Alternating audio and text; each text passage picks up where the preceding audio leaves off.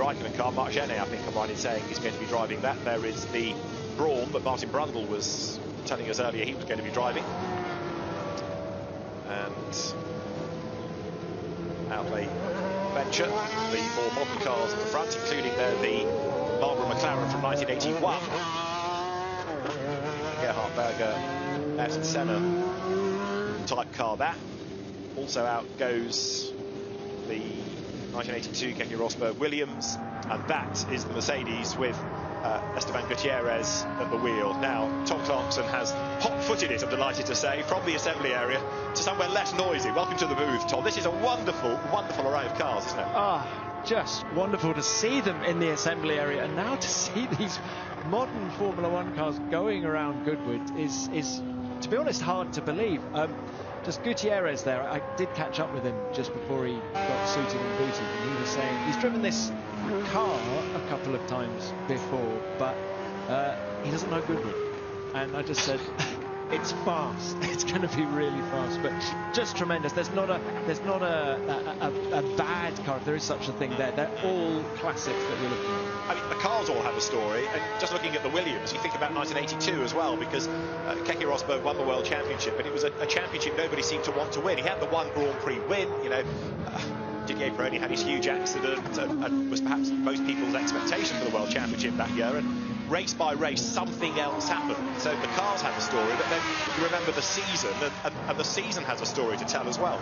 Absolutely. And for those of you who have just tuned in to the stream, we did actually catch up with Karun Chandok earlier, and he was saying everything is in period. Even the steering wheel and the seat are the same as the ones that Keke Rosberg was using back in '82, and I love that about these cars. Now, I have to say, and it's probably an age thing, a 1980s Formula One car still does it for me, whereas, yes, a modern-day Formula One car is dramatic, it's fast, it's all these things, but is that as aesthetically pleasing a shape as a 1980s car? And people that were there in the 80s will probably say, well, yeah, but a Williams then wasn't as nice as a Lotus 72.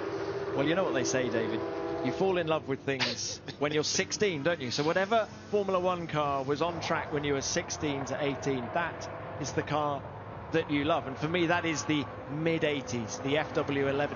There's a Williams FW11 here. Unfortunately, it's a static car, but it is the actual chassis in which Nigel Mansell had his dramatic championship-ending crash in Adelaide. But just look at Emerson Fittipaldi there. He's front of screen there, and then you've got a Lotus 49B, that's on screen now, but Emo there leading that string of Lotuses in the car that he won his first Grand Prix in. I mean, how cool is it?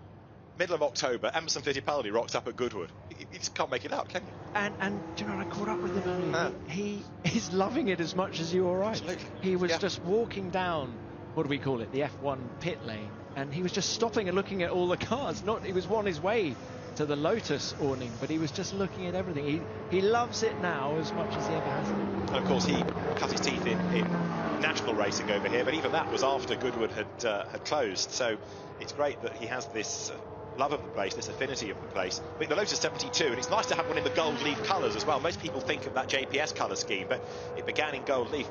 Again, compare and contrast sides of the front wheels compared to the back. Absolutely. And that 72, it won 20 races over its 4-year stint in Formula One.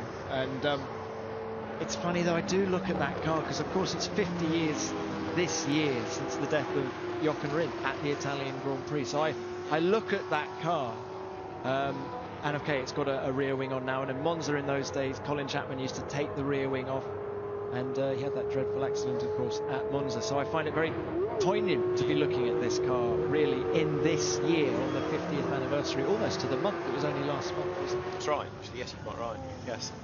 So just fabulous stuff. Now the Marlboro McLarens, which again for many is how McLarens should look.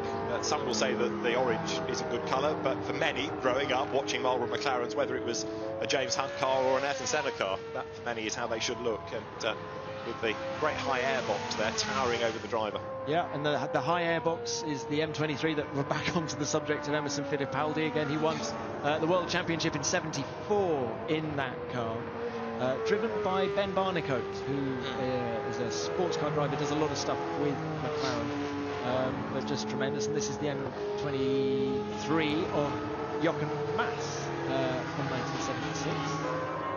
Yeah, Ben Barnicoat, McLaren factory GT driver, very accomplished driver. Did dabble in FIA Formula 3 again this year, didn't he? He was called in at the last minute. Jochen Mass, name still on the side of the car. This is still an actively raced car. Races in the FIA Masters Historic Formula 1 Championship. And it is Martin Halusa that owns the car. And Barnicoat, you see in the background, you can tell whether it's a current driver because of the rather more modern crash helmet design, can't you? Well, of course, we've just seen a Ronnie Peterson crash helmet passing through in a, I can't think, was that the Lotus 79? I didn't see, but I think so. It's probably Andrew Beaumont, because he has a Ronnie Peterson style helmet. He does indeed. But of course, we're looking at another. Now, this is the traditional Lotus 72 in its JPS livery. I was trying to think of a 72 livery that wasn't gold leaf or JPS, and I was reminded of Dave Charlton. Yes, Dave Charlton was one. Yes. South African, wasn't it? And he was a Lucky Strike livery. Right. Yes. Yeah. So there you go. 3 different liveries. That's the pub quiz question. Which is the third? Yeah. But that was when you could do things like that. You know, you could have a third car for a home Grand Prix, and you could run in a different colour scheme. Imagine that now. I mean, I know BAR tried it with different liveries years and years ago, but that was frowned upon. Didn't work very well, did it? No. They were going to do one in one livery and one in the other, and they ended up, remember, putting the scissors down the middle. That's and right. doing one side, one brand on one side and another brand on the other. In fact, it's a sort of spawning of that BAR, of course, is the Brawn. That was the feel-good story of many seasons of Formula 1, wasn't it? That a team that was on the brink was rescued. Yes, there were redundancies, but out they came, won in Australia, kept on winning, and a World Championship fell. And then, of course, the team was sold on. So for 1 year, you had the team, and it was just a great year. No one is ever going to better that, are they? No. And of course, the reason that Brawn was born was because of Honda pulling out at the last minute at the end of the 2008 season, and only last week, on our way to the Nürburgring for the Eiffel Grand Prix, everyone was surprised by the news that Honda are pulling out of Formula 1 again at the end of next year. So what is going to happen with engine supplies in modern Formula 1? But just look at that colour scheme. It's an iconic colour scheme, and I noticed that Jenson Button now on all of his GT racing cars, he has the same fluorescent yellow, doesn't he? Yeah. And you find any car in that colour scheme, and it's referred to as the Brawn livery car. And going back to the point, he was only there for a season. Yeah. What an impact it made. What an impact it made. And there are so many wonderful stories about, you know, it was the last car to test. All the regular teams have been hammering around Barcelona all winter. Brawn turn up for one test right at the end before the cars were shipped to the opening race in Melbourne, and blew everyone away. And the team was the most surprised of all. Now, think Marlboro McLaren. For many, you have to think Ayrton Senna. When Ayrton and Gerhard Berger were sharing the cars, great success came their way. The MP4 6 from 1991, Honda powered again at the time, and was part and parcel of creating that enormous support for Formula 1 that Japan had. Absolutely. And look at it, it's a beauty, and we're going back to sort of teenage self, but that is the car for me.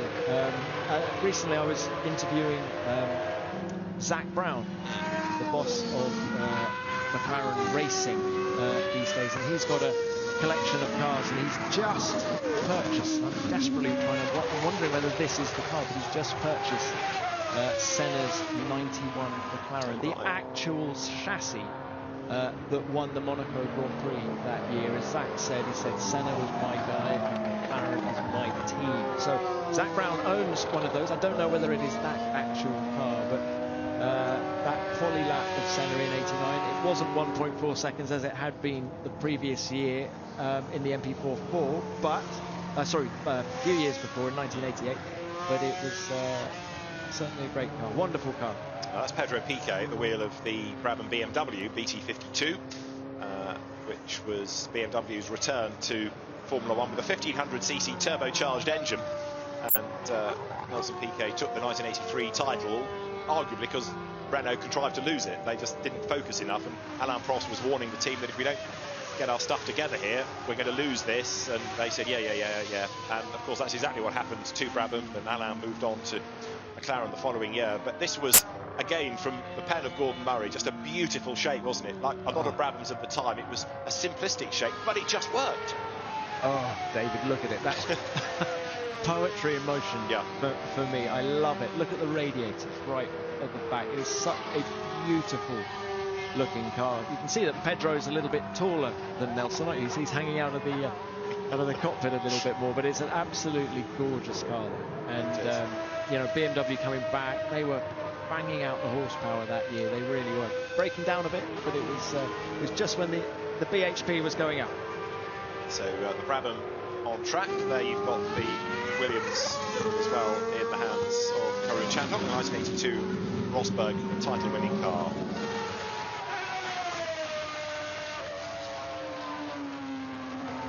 That Brabham as well, wasn't that the era that Bernie Ecclestone and Gordon Murray between them decided that a really good way to win races would be to start light on fuel, make a pit stop halfway through, because the gap you'd built you could just about cover in a pit stop, fill up again and go out, and people thought, what the heck are they doing? And then everybody had to follow suit, start light, refuel, and it became the way of Formula One for, gosh, decades. Absolutely right, David. And do you know where that idea came from for Gordon Murray?